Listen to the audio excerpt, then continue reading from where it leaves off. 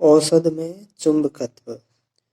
विद्युत धारा सदैव चुंबकीय क्षेत्र उत्पन्न करती है, यहाँ तक कि हमारे शरीर की तंत्रिका कोशिकाओं के अनुदिश गमन करने वाली दुर्बल आयन धाराएं भी चुंबकीय क्षेत्र उत्पन्न करती है। जब हम किसी वस्तु को स्पर्श करते हैं तो हमारी तंत्रिकाएं एक विद्युत आवेग का उस पेशी तक वहन करती है जिसका हमें उपयोग करना है। यह आवेग एक अस्थायी चुंबकीय क्षेत्र उत्पन्न करता है।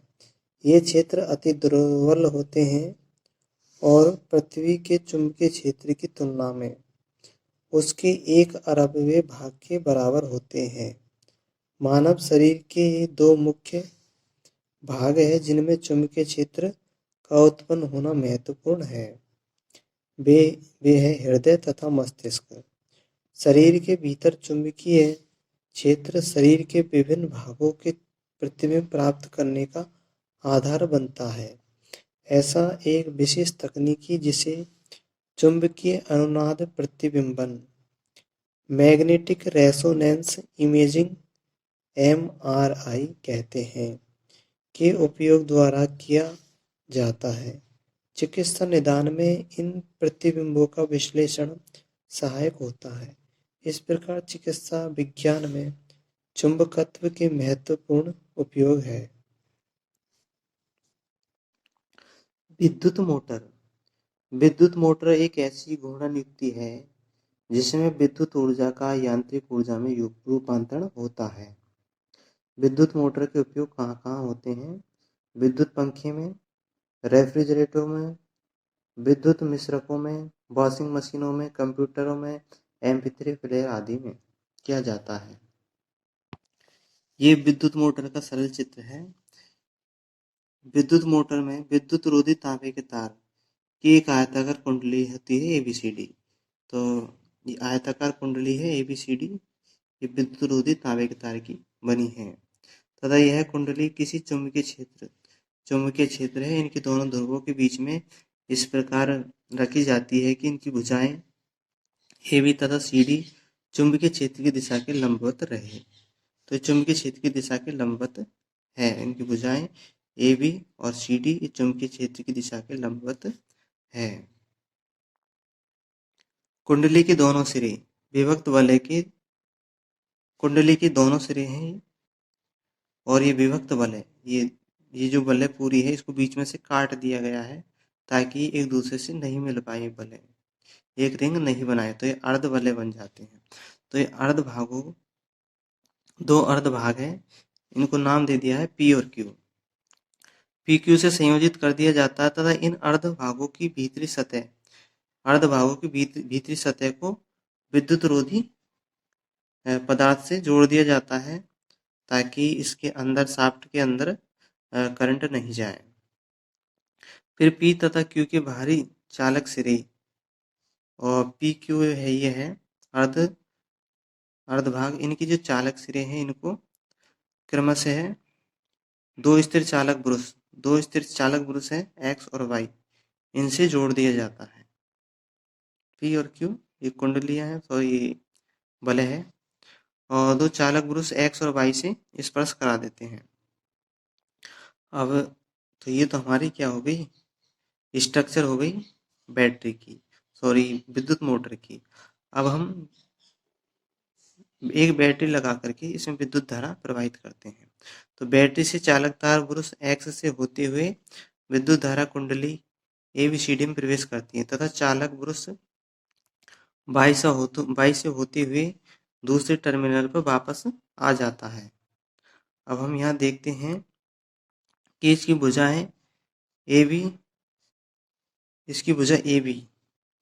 AB में A से B की ओर तथा भुजा CD में C से D की ओर विद्युत धारा प्रवाहित होती है। अतः AB तथा CD में विद्युत धारा की दिशाएं परस्पर विपरीत होती हैं। अब चुंबकीय क्षेत्र में रखे विद्युत धारावाही चालक पर आरोपित बल की दिशा ज्ञात करने के लिए हम फ्लेमिंग के बाएं हस्त के नियम का उपयोग करते हैं। भुजा AB पर आरोपित बल की दिशा अधोमुखी होगी तथा जबकि भुजा CD पर आरोपित बल की दिशा ऊपरी मुखी होगी। यानी कि अधोमुखी का मतलब होता है कि इसको नीचे की ओर घुमाएगी कुंडली को, और ये ऊपर की ओर घुमाएगी, ऊपरी मुखी होगी, ऊपर की ओर धकेलेगी। इस प्रकार किसी अक्ष पर घूमने के लिए स्वतंत्र कुंडली तथा धुरी वामावर्त घूर्णन करते हैं। तो इस तरह से ये कुंडली कैसे घूमेगी? वामावर्त घूमेगी। आधे घूर्णन में Q का संपर्क पुरुष X से तथा P का संपर्क पुरुष Y से होता है। अतः कुंडली में विद्युत धारा उत्क्रमित होकर, यानी कि कुंडली में विद्युत धारा बदलकर पथ DCBA के अनुदिश हो जाती है। यानी कि पहले तो विद्युत धारा की दिशा कैसी थी? ABCD की ओर। अब जैसे ही इसकी जो बुरुश, यानी जो जो बले चेंज होती है इसकी, तो धारा की दिशा कैसे हो जाएगी? DCBA हो जाती है। जब ये भाग घूम करके इधर आएगा तो धारा इस भाग से होती हुई प्रवाहित होगी। फिर हम देखते हैं वहयुक्ति जो परिपथ में विद्युत धारा, तो ये तो हमारा विद्युत धारा हो गया। अब देखो, वहयुक्ति जो परिपथ में विद्युत धारा के प्रवाह को उत्क्रमित कर देती है उसे हम दिक् परिवर्तक कहते हैं, और विद्युत मोटर में विभक्त वलय दिक् परिवर्तक का कार्य करता है। विद्युत धारा के उत्क्रमित होने पर, यानी विद्युत धारा के बदलने पर, दोनों भुजाएं AB तथा CD पर आरोपित बल की दिशा भी बदल जाती है। इस प्रकार कुंडली की भुजा AB जो पहले अधोमुखी थी, इस प्रकार जो अधोमुखी थी, अब वह ऊपरी मुखी हो जाती है। भुजा जो पहले अधोमुखी धकेली गई थी अब ऊपरी मुखी धकेली जाती है, तथा कुंडली की भुजा CD जो पहले ऊपरी मुखी धकेली गई थी अब अधोमुखी धकेली जाती है। अतः कुंडली तथा धुरी उसी दिशा में अब आधा घूर्णन और पूरा कर लेते हैं। इस प्रकार प्रत्येक आधे घूर्णन के पश्चात विद्युत धारा के उत्क्रमित होने का क्रम दोहराया जाता है, जिसके फलस्वरूप कुंडली तथा धुरी का निरंतर घूर्णन होता रहता है। जिससे कुंडली है वो लगातार घूमती रहती है। ये वामावर्त दिशा में घूमेगी, ऐसे राउंड लगाएगी, एंटी क्लॉकवाइज घूर्णन करती रहती है। तो हम यहाँ इसका थ्योरी भी देख सकते हैं। तो इसकी थ्योरी है। अब हम देखते हैं कि व्यावसायिक मोटर में क्या करते हैं कि इसमें स्थायी चुंबकों के स्थान पर विद्युत चुंबकों का प्रयोग किया जाता है, और विद्युत धारावाही कुंडली है उसमें फेरों की संख्या अत्यधिक होती है तथा कुंडली नर्म लोहे के क्रोड पर लपेटी जाती है। नर्म लोहे का क्रोड तथा कुंडली, नर्म लोहे का क्रोड और कुंडली दोनों मिलकर के आर्मेचर कहलाते हैं, और इससे मोटर की शक्ति में वृद्धि हो जाती है। तो ये हमारा विद्युत मोटर के बारे में जानकारी थी। विद्युत चुम्बकीय प्रेरण। तो विद्युत चुम्बकीय प्रेरण का अर्थ होता है चुंबक के प्रेरण से विद्युत उत्पन्न होना। तो इसका प्रयोग सर्वप्रथम 1831 में माइकल फैराडे ने किया था कि किस प्रकार गतिशील चुंबक का उपयोग करके विद्युत धारा उत्पन्न की जाती है। तो ये यहाँ प्रयोग है, और इस प्रयोग के अनुसार ये देखते हैं कि एक चुंबक है, एक तांबे के तार की कुंडली है, और उस कुंडली में जैसे ही हम शक्तिशाली छड़ चुंबक को प्रवेश कराते हैं तो इसमें गैल्वेनोमीटर में विक्षेप उत्पन्न होता है। तो इससे पता चलता है कि कुंडली में विद्युत धारा प्रवाहित हुई, और जब इसी सिरे को दूसरे सिरे से, यानी कि जो एन ध्रुव है, इसको ए सिरे से प्रवाहित करते हैं, यानी कि ए सिरे से इधर से लाते कुंडली के अंदर, तब भी इसमें विक्षेप उत्पन्न होता है, और वो बाई तरफ होता है और इधर से दाई तरफ होता है। तो यानी कि जो चुंबकीय क्षेत्र की दिशा बदलने पर भी विद्युत धारा उत्पन्न होती है। और यहाँ एक बात ये और है कि जब चुंबक को प्रवेश कराना छोड़ देते हैं, फिर स्थिर कर देते हैं तो गैल्वेनोमीटर को विक्षेप नहीं होता।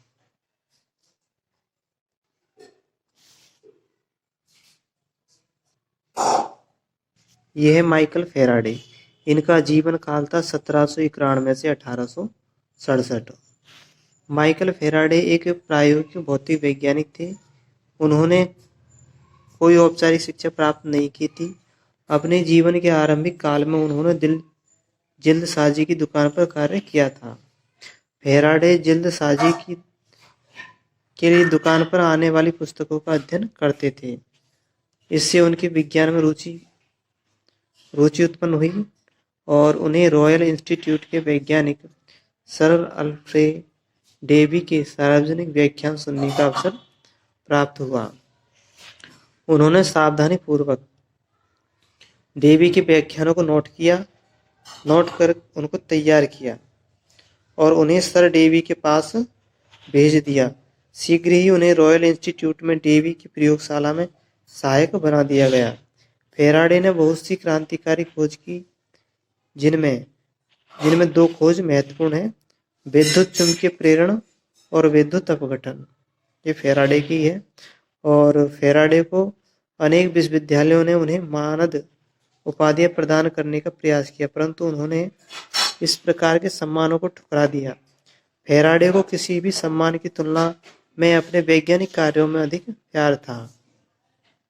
अब हम क्या करते हैं कि जो गतिमान चुंबक है वो ऐसी विद्युत धारावाही कुंडली से प्रतिस्थापित करते हैं जिसमें विद्युत धारा के परिमाण को परिवर्तित किया जा सके। यानी विद्युत धारा के परिमाण को परिवर्तित करने पर ही कुंडली में विद्युत धारा प्रवाहित होती है।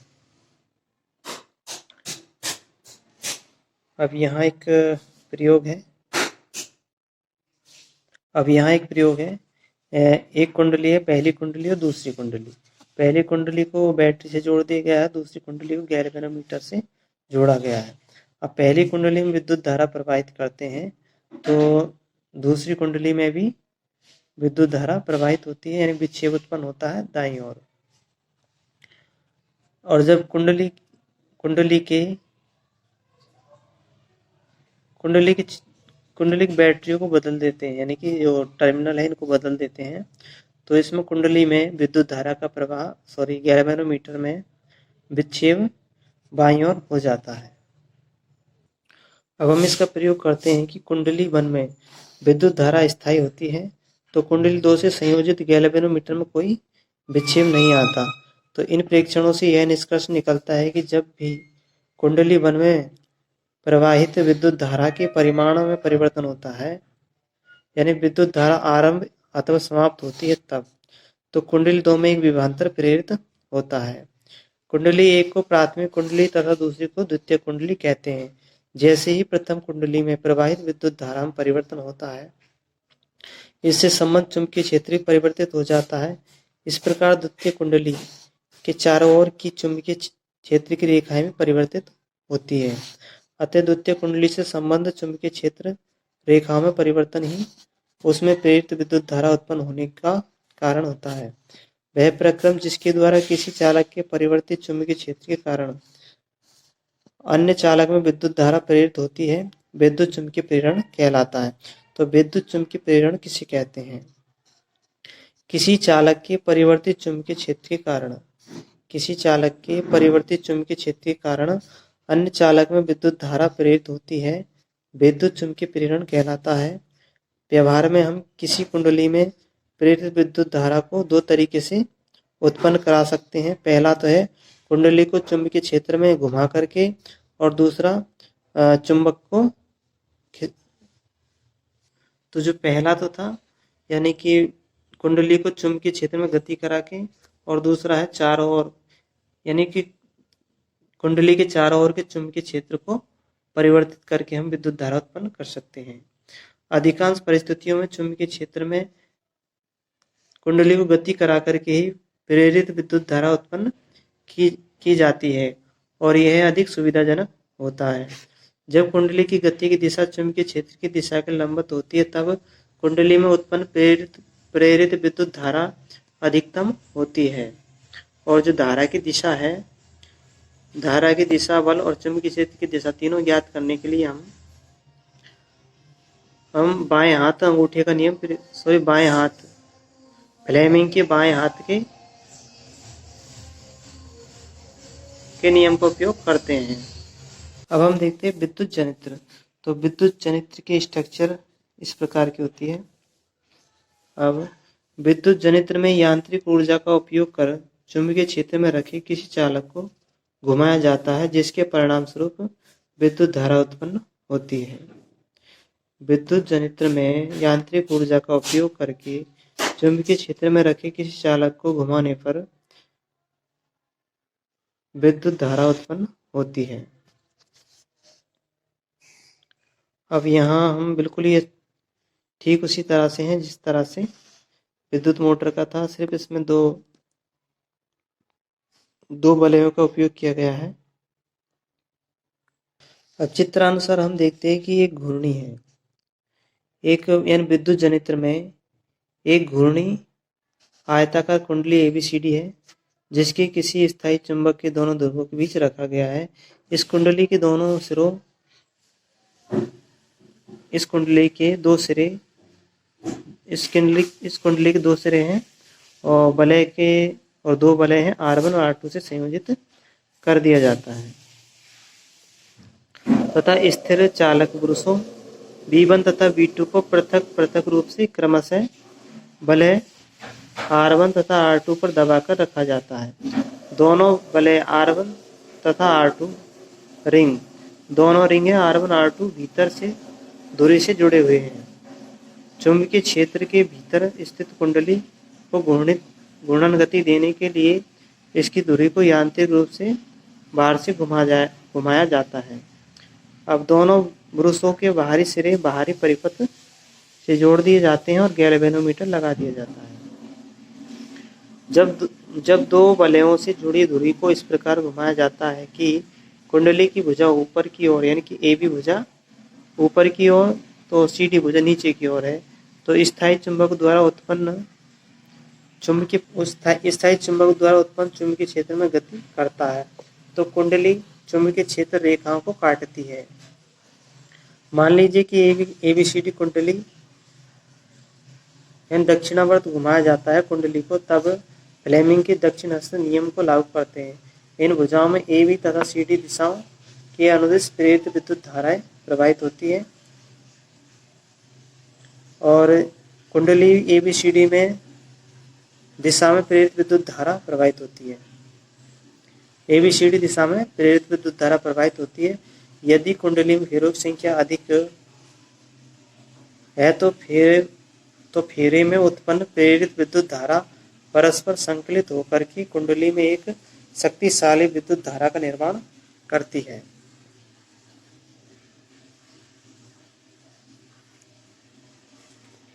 इसका तात्पर्य होता है कि परिपथ में B2 से B1 की दिशा में विद्युत धारा प्रवाहित होती है। अर्ध घूर्ण के पश्चात भुजा CD ऊपर की ओर तथा भुजा AB नीचे की ओर जाने लगती है। फलस्वरूप इन दोनों भुजाओं में प्रेरित विद्युत धारा की दिशा भी परिवर्तित हो जाती है और DCBA के अनुदिश नेट प्रेरित विद्युत धारा प्रवाहित होती है। तो इसमें धारा की दिशा विपरीत हो जाती है। इस प्रकार बाह्य परिपथ में B1 से B2 की दिशा में विद्युत धारा प्रवाहित होती है। अतः प्रत्येक आधे घूर्णन के पश्चात क्रमिक रूप से इन भुजाओं में विद्युत धारा की ध्रुवता परिवर्तित होती है, यानी कि प्रत्येक आधे घूर्णन के पश्चात क्रमिक रूप से इन भुजाओं में विद्युत धारा की ध्रुवता बदलती है। ऐसी विद्युत धारा को समान काल अंतरालों के पश्चात अपनी दिशा में परिवर्तन कर लेती है, उसे प्रत्यावर्ती धारा कहते हैं। तो जो प्रत्यावर्ती धारा होती है, ऐसी विद्युत धारा जो समान काल अंतरालों के पश्चात अपनी दिशा में परिवर्तन कर ले, उसे AC करंट यानी प्रत्यावर्ती धारा कहते हैं। विद्युत उत्पन्न करने की इस युक्ति को प्रत्यावर्ती विद्युत धारा जनित्र यानी कि AC जनित्र कहते हैं। DC धारा जिसमें समय के साथ दिशा में परिवर्तन नहीं होता। तो DC धारा प्राप्त करने के लिए विभक्त वलय प्रकार के दिक् परिवर्तक का उपयोग किया जाता है, यानी कि विभक्त वलय एक प्रकार का क्या है, दिग्बंध दिशा परिवर्तक है। इस व्यवस्था के साथ एक ब्रश सदैव ही उस भुजा के संपर्क में रहता है। तो इसमें क्या है, अगर डीसी धारा हमें प्राप्त करनी है तो एक ब्रश को तो सदैव ही उस भुजा के संपर्क में रखना होगा, यानी कि उसको हटाना नहीं है। जो चुंबकीय क्षेत्र में ऊपर की ओर गति करती है, जबकि दूसरा ब्रश सदैव नीचे की ओर गति करने वाली भुजा के संपर्क में रहता है। तो इस प्रकार हम देखते हैं कि इसमें जो कुंडली है, इसमें धारा की दिशा नहीं बदलती।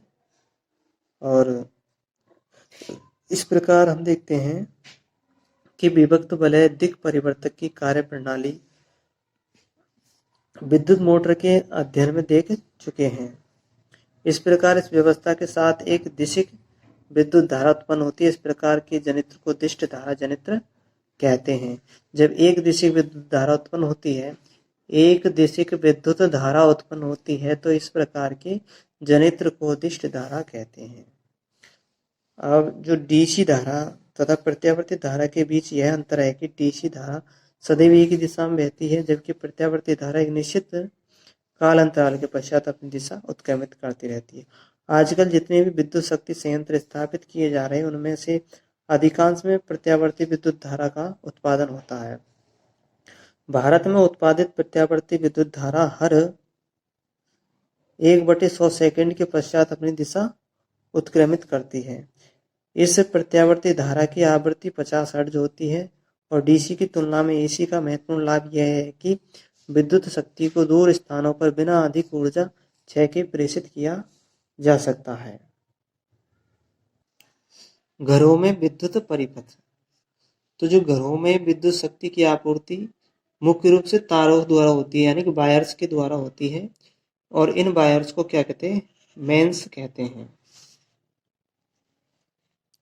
और इन तारों और जो घरों में जो बिजली की आपूर्ति होती है, इन तारों में 3 तार होते हैं। पहला तार होता है लाल रंग का तार, जिस यानी होते तो तार ही होते हैं सभी, लेकिन अलग अलग धातु के हो सकते हैं, लेकिन इनके ऊपर एक आवरण होता है विद्युत रोधी। जैसे लाल तार होता है तो उस विद्युत में तार को धनात्मक तार कहते हैं। और जो काला तार होता है वो उदासीन होता है, ऋण टर्मिनल होता है, फिर ऋणात्मक तार होता है। और दोनों तारों के बीच 220 वोल्ट का विभवांतर होता है हमारे देश में। घरों में लगे मीटर बोर्ड में तार मुख्य फ्यूज से होता हुआ विद्युत मीटर में प्रवेश करता है। और जो प्रत्येक परिपथ होते हैं उनमें स्विच लगे होते हैं घरों की लाइन में। और दो प्रकार की के परिपथ होते हैं। एक तो 15 एम्पियर विद्युत धारा वाले, और जिससे भारी विद्युत साधित्रों को चलाया जाता है, जैसे गीजर, कूलर आदि। और दूसरा विद्युत परिपथ में 5 एम्पियर विद्युत धारा अनुमतांक होता है, यानी 5 एम्पियर की विद्युत धारा की अनुमति होती है, तो जिनसे बल्ब और पंखे चलते हैं। और जो भूसंपर्क तार हरे रंग का होता है, यह जमीन से जोड़ दिया जाता है एक सिरे को, और दूसरे सिरे को ऐसे उपकरणों से जोड़ दिया जाता है जिनसे हमारा संपर्क ज़्यादा रहता है हाथ का, जैसे विद्युत इस्त्री, टोस्टर, मेज का पंखा, फ्रिज, रेफ्रिजरेटर आदि। तो ये क्या करते हैं कि विद्युत साधित्रों को सुरक्षा के उपाय के रूप में इसका उपयोग किया जाता है। तो यहाँ हम देख लेते हैं कि जो घरों में विद्युत परिपथ की व्यवस्था किस तरह से होती है। तो यहाँ देखते हैं कि जो विद्युत मीटर है उसी से पहले फ्यूज तार का बोर्ड लगा दिया गया है, और जो मेन सर्किट है वो मीटर के बाद में होता है। 220 वोल्ट की धारा प्रवाहित होती है। देखते हैं कि जो भूसंपर्क तार होता है वो विद्युत धारा के लिए अल्प प्रतिरोध का चालन करता है। अब साधित्र, अब यहाँ देखते हैं कि जैसे ही कोई साधित्र है, मतलब जो साधन है, उसके धातु से विद्युत धारा टच हो जाती है, तार टच हो जाता है, तो साधित्र का विभव भूमि के विभव के बराबर हो जाता है और विद्युत धारा का प्रवाह रुक जाता है। फलस्वरूप इस साधित्र का उपयोग करने वाला व्यक्ति तीव्र विद्युत आघात से सुरक्षित रह जाता है। तो साधित्र को समान वोल्टता मिल जाती है। और ठीक है, और इधर क्या, जो घरेलू परिपथ होते हैं इनमें सभी साधित्रों को समान वोल्टता मिल सके, इसके लिए उनको पार्श्व क्रम में संयोजित किया जाता है।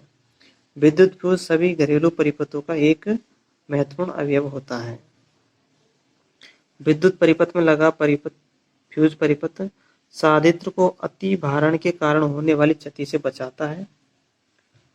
और किसी विद्युत परिपथ में विद्युत धारा का अकस्मात बहुत अधिक होना, तो अकस्मात बहुत अधिक हो जाती है तो उससे क्या है, शॉर्ट सर्किट हो जाता है, लघु परिपथ हो जाता है। तो इसके 3 कारण होते हैं। पहला कारण तो होता है कि लाल और काला तार मिल जाता है एक दूसरे से, तब हो जाता है शॉर्ट सर्किट। दूसरा होता है कि अधिक वोल्टता आ जाए। और तीसरा कारण होता है कि एक ही सॉकेट से बहुत से साधित्रों को संयोजित करने से भी अतिभारण हो जाता है। अब यह पाठ के महत्वपूर्ण बिंदु है कि दिक्सूचक एक छोटा चुंबक होता है। इसका सिरा जो उत्तर की ओर संकेत देता है वो उत्तरी ध्रुव, और दक्षिण की ओर संकेत देता है वो दक्षिण ध्रुव कहलाता है। किसी चुंबक के चारों ओर एक चुंबकीय क्षेत्र होता है जिसमें उस चुंबक के बल का संसूचन किया जाता है। किसी चुंबकीय क्षेत्र के निरूपण के लिए चुंबकीय क्षेत्र रेखाओं का उपयोग किया जाता है। चुंबकीय क्षेत्र रेखाएं वह पथ है जिसके अनुदिश कोई परिकल्पित स्वतंत्र उत्तर ध्रुव गमन करने की प्रवृत्ति रखता है। चुंबकीय क्षेत्र किसी बिंदु पर क्षेत्र की दिशा उस बिंदु पर रखे उत्तर ध्रुव की गति की दिशा द्वारा दर्शाया जाता है। यहाँ चुंबकीय क्षेत्र प्रबल होता है, वहाँ क्षेत्र रेखाएं एक दूसरे के निकट दिखाई जाती है। तो जो क्षेत्र जो निकट होती है चुंबकीय बल रेखाएं, वहाँ पर विद्युत क्षेत्र ज़्यादा होता है। अब किसी विद्युत धारावाही धातु की तार से एक चुंबकीय क्षेत्र संबंध होता है। तार के चारों ओर क्षेत्र रेखाएं अनेक संकेंद्रीय वृत्तों के रूप में होती है जिनकी दिशा दक्षिण हस्त अंगूठा नियम द्वारा ज्ञात की जाती है। विद्युत चुंबक में नर्म लोहे के क्रोड होता है जिसके चारों ओर विद्युत रोधी तांबे के तार की कुंडली लपटे रहती है। कोई विद्युत धारावाही चालक चुंबकीय क्षेत्र में रखे जाने पर बल का अनुभव करता है। यदि चुंबकीय क्षेत्र तथा विद्युत धारा की दिशाएं परस्पर एक दूसरे के लंबवत है, तब चालक पर आरोपित बल की दिशा इन दोनों दिशाओं के लंबवत होती है, जिसे फ्लेमिंग के वाम हस्त नियम द्वारा प्राप्त किया जाता है। विद्युत मोटर एक ऐसी युक्ति है जो विद्युत ऊर्जा को यांत्रिक ऊर्जा में परिवर्तित करती है। विद्युत चुम्बकीय प्रेरण एक ऐसी परिघटना है जिसमें किसी कुंडली में जो किसी ऐसे क्षेत्र में स्थित है जहां समय के साथ चुंबकीय क्षेत्र परिवर्तित होता है, एक ऐसी प्रेरित विद्युत धारा उत्पन्न होती है। जो चुंबकीय क्षेत्र में परिवर्तन किसी चुंबक एवं उसके पास स्थित किसी कुंडली के बीच आपेक्षिक गति के कारण हो सकता है। यदि कुंडली किसी विद्युत धारावाही चालक के निकट रखी है, तब कुंडली से संबंध चुंबकीय क्षेत्र या तो चालक से प्रवाहित विद्युत धारा में अंतर के कारण हो सकता है अथवा चालक तथा कुंडली के बीच अपेक्षित गति के कारण हो सकता है। प्रेरित विद्युत धारा की दिशा फ्लेमिंग के दक्षिण हस्त नियम द्वारा ज्ञात की जाती है। विद्युत जनित यांत्रिक ऊर्जा को विद्युत ऊर्जा में रूपांतरित करता है। यह विद्युत चुम्बकीय प्रेरण के आधार पर कार्य करता है। हम अपने घरों में प्रत्यावर्ती विद्युत शक्ति 220 वोल्ट पर प्राप्त करते हैं जिसकी आवृत्ति 50 हर्ट्ज होती है। आपूर्ति का एक तार लाल विद्युत रोधन युक्त होता है जिसे विद्युन्मय को विद्युत प्लस में तार कहते हैं। संधि होगी यहाँ पे। दूसरे पर काला विद्युत रोधन होता है जिसे उदासीन तार कहते हैं। इन दोनों तारों के बीच में 220 वोल्ट विभवांतर होता है। तीसरा तार भूसंपर्क तार होता है जिस पर हरा विद्युत रोधन होता है। यह तार भूमि में गहराई पर दबी हुई धातु प्लेट से संयोजित होता है। भूसंपर्कण एक सुरक्षा उपाय है जो यह सुनिश्चित करता है कि साधित्र के धात्विक आवरण में यदि विद्युत धारा को कोई विक्षरण होता है तो उस साधित्र का उपयोग करने वाले व्यक्ति को गंभीर झटका नहीं लगे। विद्युत परिपथों की लघुपतन अथवा अतिभरण के कारण होने वाली हानि से सुरक्षा की सबसे महत्वपूर्ण युक्ति फ्यूज तार है। तो इसी के साथ हमारा ये लेसन पूरा होता है। Thank you so much.